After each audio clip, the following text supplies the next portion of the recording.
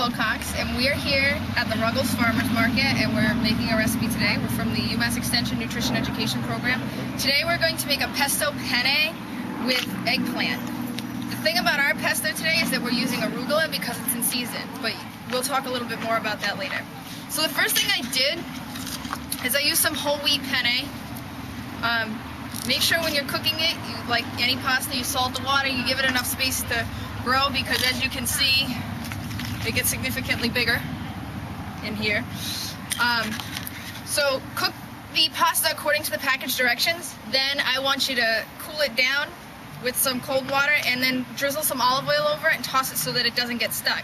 You could stop there. You could do that with any of your pasta dishes and leave your pasta like this. You could put it in a little Ziploc bag, throw it in the fridge, freezer, use it later, and then you don't have to cook it again. So that's a good time-saving tip. So make sure you have that done. We have our cooked pasta. We used one box, which is 12 ounces of our whole wheat penne. Then, for this next step, to make the actual pesto, you're gonna need a blender or a food processor, or if you have like one of those spice grinders, those like mortar and pestle, the rocks, you could grind it down that way. When I say that we're using arugula in our pesto, a lot of people think, well, doesn't it have basil in it? Technically, a pesto means you mushed up something. So you could really put anything you want. You could use any greens, but like I said, we chose arugula because it was in season, and I actually found like an arugula greens mix, so you could use that. So we're gonna pretend this is our blender for today. And all you're gonna do is have 2 packed cups of your green, whatever you choose it to be. But like I said, we use arugula, so you could use basil if you like the traditional pesto. We had 6 cloves of garlic.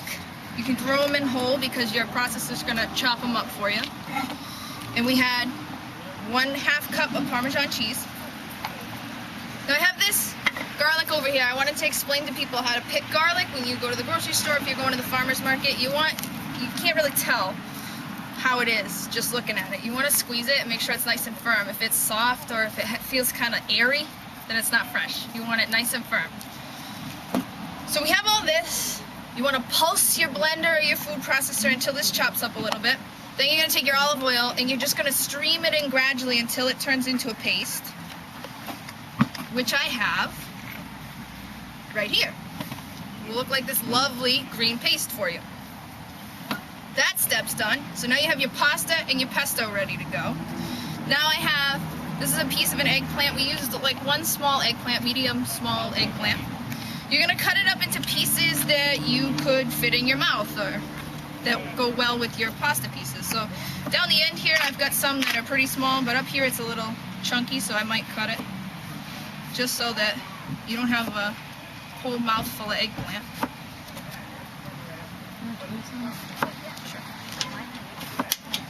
And I want you to get a large skillet because you're going to be able to fit all your pasta, your pesto, and your eggplant all into the same pan.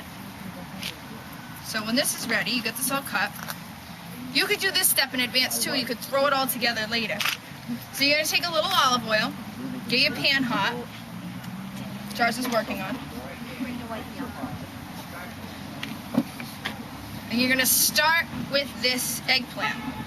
You don't have to use eggplant. If you had like summer squash or zucchini or something you want to throw in there, you could. If you're not into that, then you don't have to throw it in. You can just do the pasta by itself. But we're going to start with this.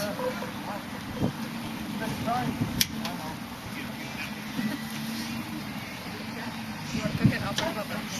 Okay, so you're going to cook that until it starts to turn a little brown. So while Jessica's doing that, sauteing our eggplant, I want to talk about the fact that pestos usually have nuts in them.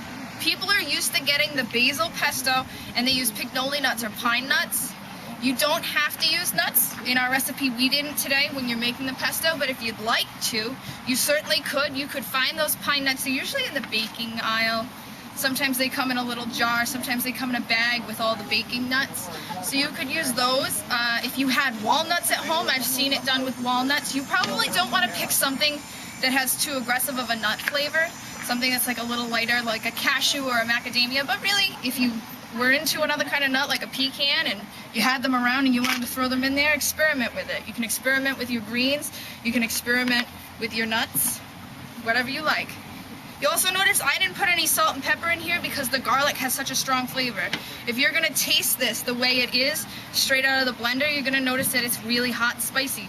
We didn't put anything in it. It's only the garlic that's doing that. But you'll find as soon as you add it to the pasta and the eggplant that it's gonna lose a lot of that heat right away.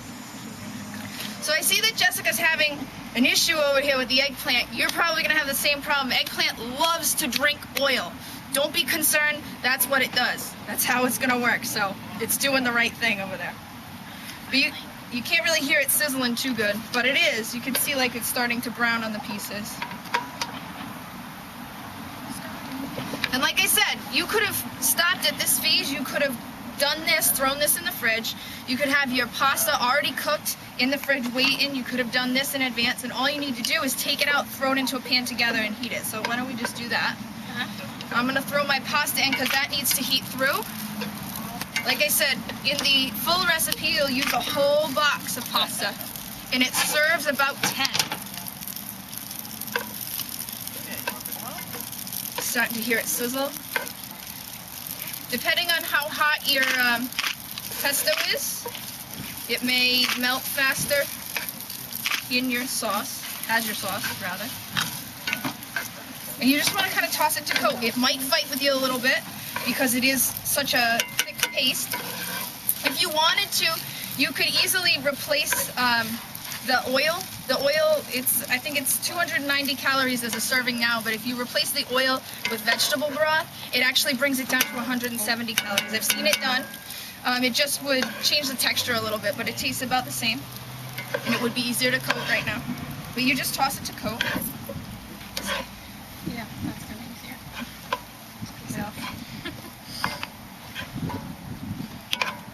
You don't want too much on one spot. You heat it through, and that's it. So, you can make this really simple for yourself and do a lot of it in advance, or you could do it all just like we were explaining today. Once again, my name's Lindsay McGann, and this is Jessica Wilcox. We're down at the Ruggles Farmers Market today. Come and see us.